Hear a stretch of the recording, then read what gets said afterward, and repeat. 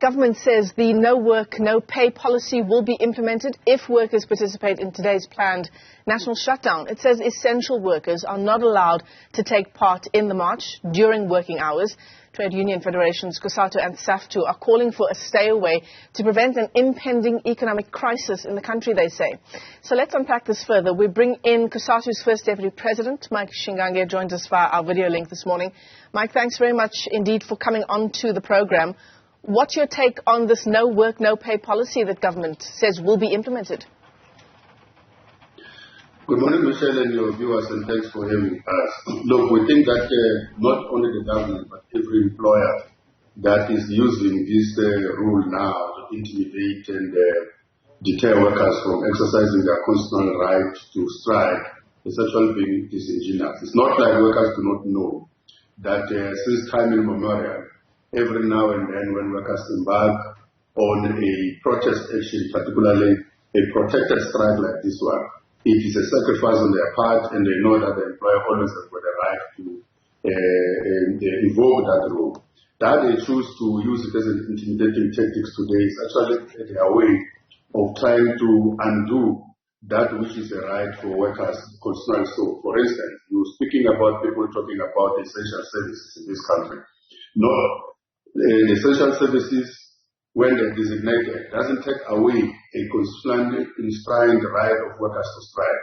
There's always an agreement, an arrangement in the workplace about what we call a minimum service level agreement, which determines how many percentage go to the strike and how many percentage remains providing essential services or minimum services. So it is a disingenuous. It's not that workers are not aware. Every time workers have gone on a strike, they've always known there's a possibility of employer invoking that rule. Yeah. So legally speaking, government is, and any employer, Mike, is well within its rights to invoke no work, no pay, even in a protected strike. Yes, the strike is protected in such a way that, or in the sense that it's not an illegal strike. It is not a strike that workers can get dismissed for, or it is not a misconduct on the part of the employees. But to the extent that if you don't get paid, you do not work, it's similar that if you don't work, you do not get paid. So from time to time, the employers will exercise their right. It's not something that is unusual. It's not something that is unknown to workers. That they're using only that scare tactic today. It's actually their way trying to collapse a strike, which is not going to work in any case. Well, let's talk about the kinds of numbers you are expecting today, Mike. You Cosatu and Saftu have talked about bringing major cities to a standstill. Where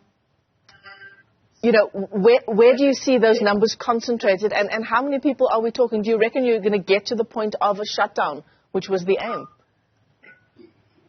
Correct. So we're going to get many towns today in every province to a standstill through our marches from one destination to another. We will not be able to say what numbers now, because there are two things that are going to happen today. There will be workers that will be staying away. There are workers that will be able to get to transport that is arranged by their various trade unions to the destinations of the picket lines or the marches. But there's also the civil societies themselves that are going to pitch up into this campaign, because we have called this campaign a societal campaign, not just the one of those who are employed. But it's about even those who have been retrenched, about even those who are still looking for a job and can't find a job. So we will be able to quantify the numbers once we are at the conclusion of the activities. However, we are very confident that our numbers, our unions, as you correctly said, is not only Cosatu now this time around, it's also other federations that are joining us. There is going to be a big turnout as we expected. And will it send the kind of message that you're hoping it will? It's a protest against a whole range of economic issues, the high cost of living, the jobs numbers. What kind of difference in real practical terms are you hoping for? In real practical terms, it should send the kind of message that we're hoping it should, because on many other avenues that have been explored, probably in the boardrooms, not only by ourselves as the trade unions, but the various organizations that have been complaining and making suggestions about what to do with the fuel prices, what to do with the electricity that is very expensive and unavailable. What is to do with the workers who go home with 3,000 but are supposed to use 4,000 to go to work? And all of those things will have failed probably in the GPS, and we think that this language of South Africans in their numbers and from all walks of life, coming out and saying to the powers that be, those who make decisions and those who make policies, both private and public, this is where we draw the line in the sand as workers, as South African citizens. We think that as we sit in the boardroom, we must think of the cries of South Africa. We hope it should indeed be listened to, because otherwise it means this kind of protest and the shutting down of the economy is going to be an order of the day, because this is just the beginning. The working class is very tired now. They can't sit in their offices, they can't breathe, they can't sit in their boardrooms anymore. They will be out on the street for as long as it takes going forward. So for workers who want to take part in the strike today, Mike, for workers who want to make the kinds of statements that you've just outlined, how do I go about doing that? Many workers belong to their trade unions by now. Those trade unions individually will have made arrangements of transport. They will have made pick-up points known to them.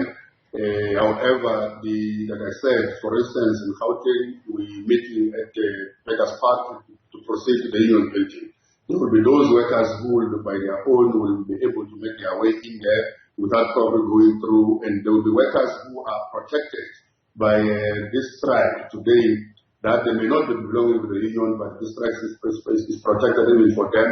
They could make their way to the various picket lines. There will be some in Polokwane, there will be some in Free State, in Mpumalanga. Actually, in all 9 provinces, we have designated towns that workers can make their way there to join the demonstration, or they can stay home, because it is a strike, it's a stay away. It is protected, it is allowed that workers can just take a rest at home as a way of demonstrating if they can't make their way into the picket line.